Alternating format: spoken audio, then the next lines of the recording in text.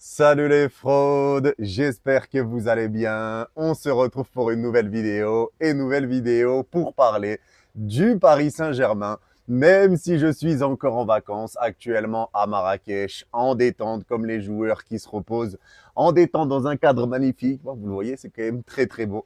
J'ai envie de revenir sur cette saison du Paris Saint-Germain, une saison qui aura été extraordinaire malgré cette finale perdue 3-0 contre Chelsea en Coupe du Monde des clubs. Il est temps de s'asseoir et prendre conscience de la saison qu'on a vécue. J'ai envie de faire cette vidéo parce que pour moi, c'est important de revenir sur cette saison parce que cette saison est historique. Cette saison est la plus grande saison de l'histoire du Paris Saint-Germain et on l'a vécue tous ensemble. Et c'est ça qui est exceptionnel. On a vécu une saison qui a été hors norme et il est temps de s'asseoir et de prendre conscience de ce qu'on a vécu. Et pourtant, ça avait mal commencé en Ligue des Champions, mais tu arrives à terminer avec une saison où tu remportes tous les trophées nationaux. Coupe de France, Championnat de France, Trophée des Champions, tu remportes cette Ligue des Champions et tu fais finale dans la Coupe du Monde des clubs. Il y en a beaucoup qui se sont moqués sur Twitter, qui nous ont raillés. Ah, vous avez perdu, vous êtes nuls. Mais on a remporté 4 trophées sur 5 possibles en faisant finale dans le 5e. Faut se rendre compte de ce qu'a fait le PSG. On a tapé toutes les équipes d'Europe. On a tapé tout le monde. Et sur cette défaite face à Chelsea, moi, je leur en veux pas. Je leur en veux pas parce que cette équipe a tout donné sur cette saison. Cette équipe s'est battue pour les supporters, ils se sont battus pour le maillot. Ils ont tout fait pour le Paris Saint-Germain, donc on ne peut pas leur en vouloir. Et c'est une saison historique. Et là, les gars, il faut quand même qu'on parle aussi de tous les grands artisans de cette saison. Et on va déjà commencer par Monsieur Luis Enrique. Luis Enrique qui aura été un coach extraordinaire. Luis Enrique qui est déjà pour moi le plus grand coach de l'histoire du Paris Saint-Germain. Et pourtant, Luis Enrique a été beaucoup critiqué, on s'en rappelle en début de saison, avec les débâcles un petit peu en Ligue des Champions, quand tu n'arrivais pas à battre le PSV, quand tu perdais contre l'Atlético, contre Arsenal, contre le Bayern. Luis Enrique a été critiqué et beaucoup critiqué. Et beaucoup remettaient en doute un petit peu son coaching. Il y en a beaucoup qui demandaient sa tête. Mais la réalité, c'est que quand tu regardes toutes les choses que Luis Enrique a dit depuis qu'il est arrivé au Paris Saint-Germain, toutes ces déclarations, il les a réalisées. Je me rappelle à son arrivée quand il a dit « Moi, je veux que le PSG soit imprévisible, que quand une équipe nous affronte, ils ne savent pas qui va jouer à gauche, qui va jouer à droite, qui va jouer devant. Ils ne savent pas comment le PSG va jouer. Est-ce qu'on va jouer en transition rapide de telle ou telle manière ?» C'est ce qu'il a réussi à faire. Personne ne sait comment on joue parce que même nous, on ne sait pas comment on joue. On se retrouve avec Vara qui commence ailier gauche, on le retrouve ailier droit. On se retrouve avec Désiré Doué, ailier droit, il se retrouve numéro 9. Qui va jouer entre Barcola, Doué ou Vara? Ça peut bouger. Ça bouge dans tous les sens. Tu te retrouves avec un Hakimi qui se retrouve ailier, milieu de terrain, latéral droit, un Nuno Mendes qui se retrouve ailier gauche, défenseur gauche. Tu te retrouves avec un Vitinha qui peut être milieu de terrain, numéro 6 ou même défenseur central. Ça permute dans tous les sens. Ça, c'est la première chose qu'il avait dite. Et encore une fois, tu le vois quand il parlait avec Mbappé avant le match retour face à Barcelone de la saison passée. Il disait à Mbappé, t'es fan de Michael Jordan.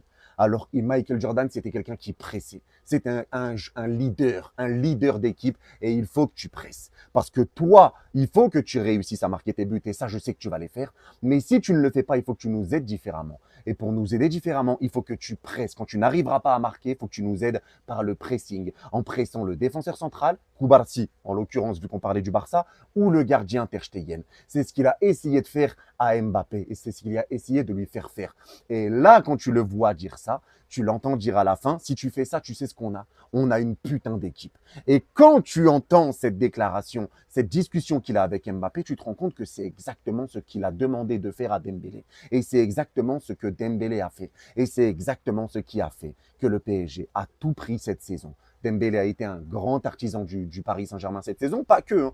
On ne dit pas que c'est grâce que à Dembélé qu'on a fait ça, mais le travail de Luis Enrique, ce qu'il lui a demandé, la chose qu'il a demandé de faire à Mbappé, c'est ce qui fait que Paris remporte sa première Ligue des Champions et c'est ce qui fait que Dembélé va peut-être remporter le Ballon d'Or. Donc les conseils que Luis Enrique avait donnés à Mbappé, c'était des conseils qui auraient pu ramener la Ligue des Champions à Paris avec Kylian et qui auraient pu ramener le Ballon d'Or à Kylian.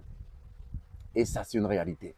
Donc, c'est là que tu vois aussi l'importance qu'a eu Luis Enrique sur l'évolution des joueurs. On peut parler de Gigio Donnarumma dans la première partie de saison. Rappelez-vous contre le Bayern, c'est Savonov qui joue. C'est Savonov qui joue contre le Bayern parce que Donnarumma a des moments où il nous fait peur. On n'est pas serein avec Donnarumma. Même au match aller contre Liverpool, il a une parade à faire, il ne la fait pas. Et c'est après Liverpool que Donnarumma devient un mur. Fabian Ruiz, l'évolution de Fabian Ruiz, c'est invraisemblable. L'évolution d'Ousmane Dembélé, qui était beaucoup critiqué aussi sur la première partie de saison. Et derrière, à partir du moment où il passe faux numéro 9, c'est toutes ces choses-là. Toutes ces évolutions, ils viennent du fait que les joueurs se sont donnés, qu'ils n'ont jamais perdu espoir. Et ça vient du travail du coach, des consignes du coach qui a toujours cru en eux.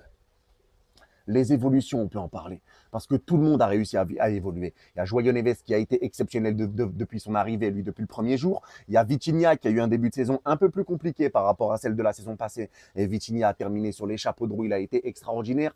Un petit peu tout l'équilibre qui a été trouvé avec l'équipe. Donc encore une fois, tu vois l'évolution qui a été apportée par Lucho. Lucho a été vraiment hors du commun. Lucho est un coach monstrueux. Lucho nous a fait énormément de bien. Et on le rappelle, il y en a beaucoup qui voulaient sa tête. Et moi, ce qui me fait plaisir, c'est qu'à la fin de saison, quand on a remporté la Ligue des Champions, il y a des médias qui lui avaient tapé dessus et qui sont venus en conférence de presse pour lui dire « On vous a critiqué à ce moment de la saison et on voulait vous dire pardon. » On voulait s'excuser. Donc ça fait plaisir de voir ça parce que Lucho, il n'a pas réussi qu'à construire une équipe. Il n'a pas réussi à récupérer des joueurs pour essayer de les faire évoluer, réussir à les faire monter, à les faire devenir très forts individuellement. Il a bâti un collectif. Et plus qu'un collectif, il a construit une famille. Et ça, tu le voyais aussi sur les conférences de presse. Quand Achraf Hakimi dit « J'ai jamais vu ça au PSG. On est une famille. On a tous envie de se battre les uns pour les autres. Quand il y en a un qui perd la balle, il n'y a personne qui fait des gestes d'humeur. Tout le monde court pour tout le monde. Tout le monde fait les efforts pour tout le monde. Après ce début de saison qui a été dur en Ligue des Champions, où on n'arrivait pas à marquer, où ça a été compliqué, où tu étais mené 2-0 contre Manchester City et tu étais dos au mur à ce moment-là, parce que si tu perdais contre City, tu étais dehors. Tu étais dehors, il n'y avait pas d'histoire de Stuttgart ou je ne sais quoi, tu étais dehors.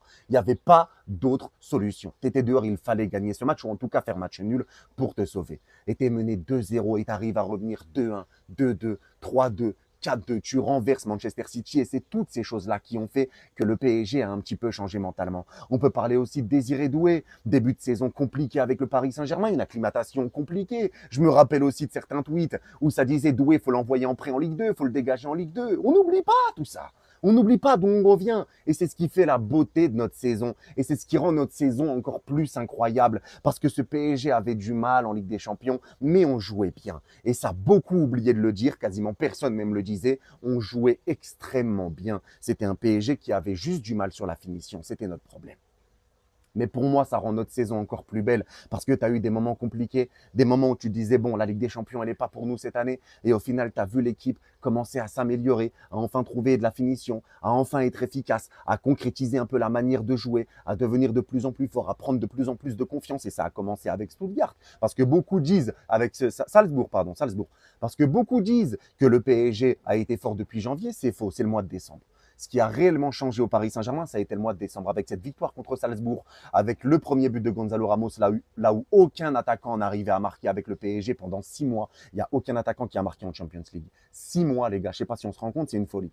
Aucun attaquant n'avait marqué. Et sur ce match-là, il y a Gonzalo Ramos qui marque. Et derrière, tu as Désiré Doué qui rentre et qui marque et qui fait sa passe décisive. Un but, une passe D pour le bon vieux Désiré Doué. Et derrière, ça enchaîne. Lens, Lyon, Monaco. Et tu remportes tous ces matchs avec un Ousmane Dembélé qui devient déjà tétanisant en numéro 9, avec un Désiré Doué qui commence vraiment à prendre ses marques et qui devient vraiment incroyable. Et en 2025, ça y est, ça part. Avec Ousmane Dembélé qui a été très longtemps le meilleur buteur de l'année 2025, avec un Bradley Barcola qui a été le meilleur passeur, avec le recrutement de Kvaratskhelia qui a été un recrutement extraordinaire et peut-être l'une des meilleures recrues en termes de mercato hivernal dans l'histoire. C'est une folie ce que Kvara nous a apporté. Tous les joueurs ont été importants sur un moment dans un match. Chaque joueur a été important. Moi, j'oublie pas. On peut faire un livre sur tout le monde. Sur tous les joueurs, on peut faire un livre. Parce que moi, j'oublie pas Donnarumma. Les parades qu'il nous a sorties contre Liverpool au match retour. La séance de penalty. J'oublie pas Gigio Donnarumma sur le match contre Aston Villa. J'oublie pas Gigio Donnarumma sur le match contre Arsenal. La parade qu'il fait sur Odegaard, elle est juste folle. Mais les parades qu'il fait avant celle-là aussi, c'est juste fou. J'oublie pas Pacho. Pacho qui joue sa première Ligue des Champions avec le PSG. Première fois qu'il joue la LDC et il termine la Ligue des Champions en la remportant et en ne prenant aucun carton jaune ni aucun carton rouge. Ça s'applaudit. Marquinhos, qu'on a beaucoup critiqué, moi le premier, lui aussi qui a fait une saison qui a été complètement dingue. Il a retrouvé lui aussi son niveau et ça a formé une très bonne charnière avec le bon vieux Pacho. Hakimi qui a été stratosphérique et qui s'assoit pour moi dans la table des plus grands latéral droits de l'histoire, c'est clair. Qui est pour moi le meilleur latéral droit de la saison, ça c'est clair et net, donc le meilleur latéral droit du monde, mais qui s'assoit en termes de meilleur joueur du monde tout court. Et ça aussi, il faut le dire. Hakimi a été un joueur capital pour ce Paris Saint-Germain. Ça a été une pièce maîtresse parce qu'Hakimi avait le rôle de récupérer les ballons défensivement. Il était là à la création, au début des actions, à la fin des actions, au but, à la passe ou au passeur du passeur. Hakimi a été là tout le temps. Il devait être là pour défendre, pour prendre la place au milieu de terrain, pour créer les actions, pour terminer les actions, pour passer. Et il l'a bien fait. La saison d'Hakimi est juste stratosphérique. Il n'y a aucun latéral droit qui a eu autant de stats qu'Hakimi en termes de buts et passes décisives sur une saison. Je ne sais pas si on se rend compte. Nuno Mendes, l'évolution défensive aussi. Et ça, on peut reparler de Lucho. Quand Nuno Mendes était le troisième défenseur central et qu'il n'y avait que Hakimi qui montait, on s'en rappelle de ça aussi. On se posait tous la question et on se disait,